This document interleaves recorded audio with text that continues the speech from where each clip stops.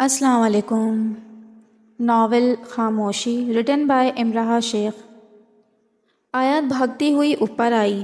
اوپر 3 کمرے تھے۔ وہ جلدی سے ابراہ کے کمرے کے سامنے کھڑی ہوئی۔ نے پہلے اپنا کمرہ دکھا دیا تھا۔ اس نے دروازہ نوک کیا۔ آیات آیات ٹھٹک کر رکی، ڈر کر بری طرح کانپنے لگی۔ کچھ سمجھ نہیں آ رہا تھا۔ ہمت بالکل ختم ہو رہی تھی، اتنی کہ ہاتھ اٹھا کر نوک کرنا بھی بہت مشکل لگنے لگا۔ دھم دھم کوئی سیڑھیاں چڑھتا اس کے پاس آ رہا تھا۔ آیات بے تحاشا رو رہی تھی، کاش وہ بول پاتی۔ یہ خاموشی اس کی جان لے رہی تھی۔ کوشش کے باوجود وہ ہاتھ نہیں اٹھا پا رہی تھی۔ آیات کو اپنے پیچھے دھم دھم کرتا کوئی قریب آتا محسوس ہوا۔ یا اللہ یا اللہ، بے تحاشا روتی وہ ہچکیوں کے درمیان بول رہی تھی۔ آیات نے آنکھیں مینچ کر دروازے پر زور سے اپنا کندھا مارا۔ وہ سیڑھیوں کی جانب نہیں دیکھنا چاہتی تھی۔ دوبارہ پھر یوں ہی کندھا مارا۔ ابراہ جس کی ابھی ابھی آنکھ لگی تھی، دروازے کو یوں ٹھوکر مارنے والے انداز پر اٹھ بیٹھا۔ کچھ انہونی کا احساس ہوا تو تیزی سے اٹھ کر دروازہ کھولا۔ آیات جو دروازے سے ہی چپکی تھی، سیدھا اسے ٹکرائی۔ کسی کے سینے سے لگنے کا احساس ہوا تو گھبرا کر آنکھیں کھولی۔ کیا ہوا ہے تم کو؟ تم ٹھیک تو ہو؟ ابراہ پریشانی سے پوچھ رہا تھا۔ وہ اسے جواب دیے بنا صوفے پر سمٹ کر جا بیٹھی۔ وہ کوئی جواب نہیں دے پا رہی تھی، صرف زمین کو گھورنے میں لگی ہوئی تھی۔ ابراہ چلتا اس تک آیا۔ ڈر گئیں؟ آیات نے صرف اسباب میں سر ہلایا۔ ابراہ گہری سانس لیتا روم فریج سے پانی کی بوتل نکال کر لایا۔ لو پانی۔ آیات نے پانی لے کر ایک ہی سانس میں پانی پی لیا۔ چلو چاچی کے پاس چھوڑ آتا ہوں۔ اس کی بات سن کر آیات کھڑی ہوئی، پھر اس کا ہاتھ پکڑ کر چلنے کا اشارہ کیا۔ دونوں ساتھ ہی نکلے تھے۔ آیات خوف سے ادھر ادھر دیکھتی ہوئی ساتھ جا رہی تھی۔ جاؤ کمرے میں، ابراہ سے اندر بھیجتا اپنے روم میں جانے لگا۔ آیات اندر جا کر خالہ کے پاس لیٹی، بلینکٹ سر تک لے کر پڑھتی پڑھتی سونے لگی۔ صبح ناشتے کے بعد ابراہ انتظام کرنے چلا گیا۔ آیات تیار ہونے خالہ کے ساتھ روم میں آئی۔ وہ چوڑیاں پہن رہی تھی، نکاح کا ڈریس پہنے، ناک جو شوق میں وردہ کی امی سے چھدوائی تھی، نتھنی پہنے، ماتھے پر ٹیکا لگائے، ہلکا ہلکا میک اپ کی وہ بہت حسین لگ رہی تھی۔ اپنے آپ کو آئینے میں دیکھ کر آنکھیں بھر آئیں۔ اس وقت شدت سے اسے ماں باپ اور اپنا گھر یاد آیا۔ آیت میرے پاس آؤ، خالہ کی آواز پر اس نے مڑ کر انہیں دیکھا، پھر چلتی ان کے پاس نیچے احتیاط سے 2 زانوں بیٹھ کر دیکھنے لگی۔ خالہ نے دونوں ہاتھوں سے اس کا چہرہ تھام کر ماتھے پر پیار کیا۔ اللہ تعالیٰ تمہارے نصیب اچھے کرے، خوش رہو ہمیشہ، آمین۔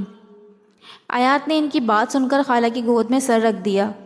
ٹک ٹک دروازہ نوک ہونے پر آیات نے گود سے سر اٹھایا۔ شاید ابراہ آ گیا، خالہ نے کہا۔ وہ شرماتی ہوئی آگے بڑھ کر دروازہ کھولنے لگی۔ دروازہ کھولا تو باہر کوئی نہیں تھا۔ آیات کو محسوس ہوا کہ کوئی بہت غور سے اس کا چہرے کو دیکھ رہا ہے۔ پہلے کہ وہ دروازہ بند کرتی، کسی کے انگلیوں کا لمس اپنے چہرے پر پھیرتا محسوس ہوا تو رونگٹے کھڑے ہو گئے۔ کون ہے آیات؟ پیچھے خالہ کی آواز پر کانپتی ہوئی پڑھنا شروع کیا۔ یکدم کوئی کالا سا سایہ دور ہٹتا غائب ہو گیا۔ کون تھا باہر؟ آیات سنبھلتی ہوئی دروازہ بند کرتی مڑ کر خالہ کو دیکھا، پھر نفی میں سر ہلاتی بیڈ پر آ کر بیٹھ گئی۔ ابراہ گھر آیا، کمرے میں جا کر نہا دھو کر ڈارک براؤن شلوار قمیض پہنی، وضو کیا، مکمل تیار ہو کر سائڈ ٹیبل سے کار کی چابی، موبائل اٹھاتا روم سے نکل کر خالہ کے روم کی جانب بڑھا۔ سرسری سے نظر لاؤنج میں گئی تو وہیں ٹھہر گئی۔ اکیلے صوفے پر بیٹھی دلہن بنی آیات پر گئی، جو دلہن بنی بہت حسین لگ رہی تھی۔ ابراہ مسکرا کر نیچے جانے لگا، جب پیچھے سے ملازمہ نے آواز دی، صاحب۔ ابراہ نے مڑ کر اسے دیکھا۔ ہاں بولو۔ مجھے کچھ پیسے چاہیے، میرا بیٹا بیمار ہے۔ کتنے؟ 2000، ملازمہ جھٹ بولی۔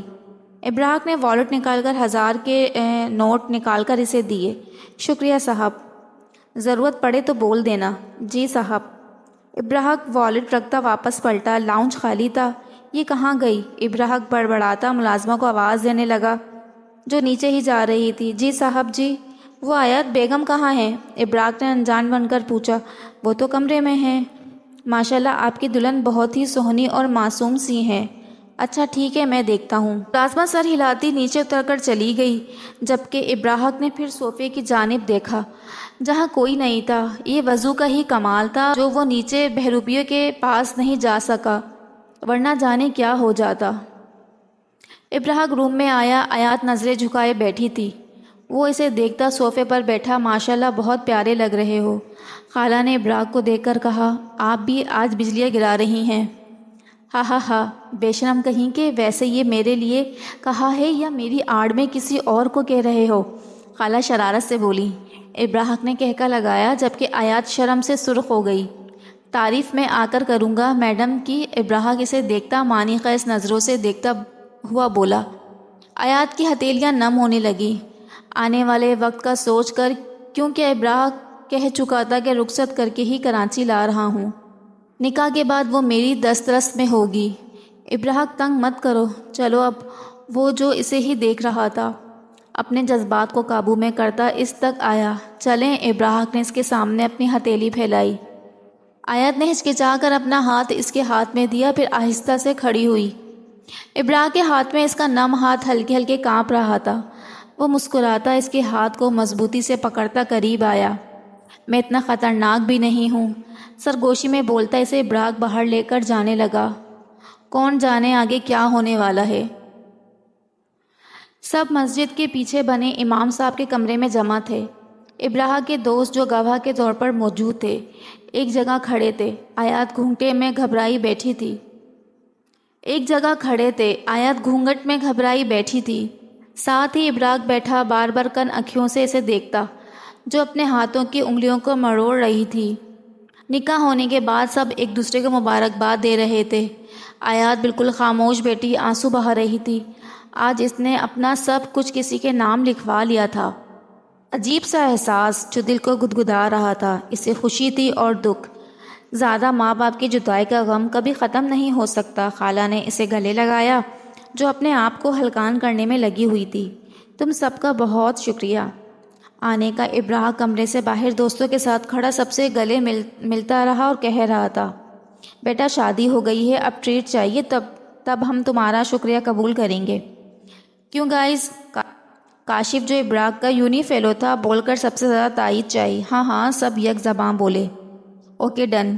ابراہیم نے سب کے کہنے پر حامی بھری۔ چلو ہم چلتے ہیں۔ اوکے، کل ملتے ہیں۔ سب سے مل کر ابراہیم جانے لگا، جب پیچھے سے سفیان یعنی ابراہیم کا دوست اس نے آواز دے کر روکا۔ مجھے ایک بات سمجھ نہیں آ رہی۔ وہ کیا؟ ابراہیم نے دونوں ہاتھ سینے پر باندھ کر پوچھا۔ کتنی لڑکیاں تم پر مرتی ہیں اور تم کسی کو لفٹ تک نہیں کرواتے، ہر جگہ مغرور مشہور ہو، اور آج خوبصورت صحیح مگر سب سے بڑی خامی یہ کہ وہ بول نہیں سکتی۔ کیا ایسی لڑکی کے ساتھ تم ساری زندگی گزار لوگے؟ سفیان اور کچھ کہتا اس سے پہلے ابراہیم نے ہاتھ اٹھا کر اسے بولنے سے روکا۔ ضبط سے اس کا چہرہ سرخ ہو گیا۔ بہت بول چکے تم۔ ایک بات بتاؤ، اگر تمہاری شادی ہو جائے، بعد میں کوئی حادثہ ہونے کی وجہ سے ٹانگ ٹوٹ جائے تو پھر اللہ نہ کرے چلنے سے محروم ہو جاؤ، پھر کیا تمہیں یوں ہی چھوڑ دے گی تمہاری بیوی کہ وہ ساری زندگی ایک ایسے شخص کے ساتھ رہے جو بنا سہارے ایک قدم نہیں چل سکتا؟ پھر کیا کرو گے؟ ابراہیم کی بات سن کر سفیان نے شرمندگی سے سر جھکا لیا۔ واقعی اس کے پاس اس کا کوئی جواب نہیں تھا۔ ابراہیم نے اسے شرمندہ ہوتے دیکھ کر آگے بڑھ کر کندھے پر ہاتھ رکھا۔ اگر وہ نہیں بول سکتی تو کیا ہوا؟ وہ مجھے اور میرے گھر والوں کو بہت اچھے سے سنبھال سکتی ہے۔ سفیان نے سر اٹھا کر اسے دیکھا۔ مجھے آج پتہ چلا کہ میرا دوست ہینڈسم ہونے کے ساتھ دل کا بھی بہت اچھا ہے۔